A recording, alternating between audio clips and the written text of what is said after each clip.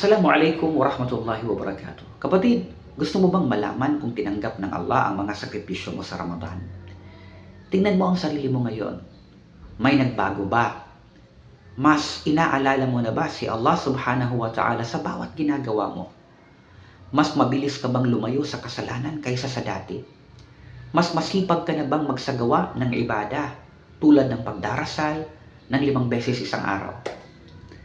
Kasi ang tunay na tanda ng tinanggap na pagsamba ay hindi sa pagod o gutom na tiniis mo, kundi sa taong naging ikaw pagkatapos ng Ramadan. Kung bumalik ka lang sa dati mong gawi, baka nag-ayuno ka lang sa pagkain, pero hindi sa kasalanan.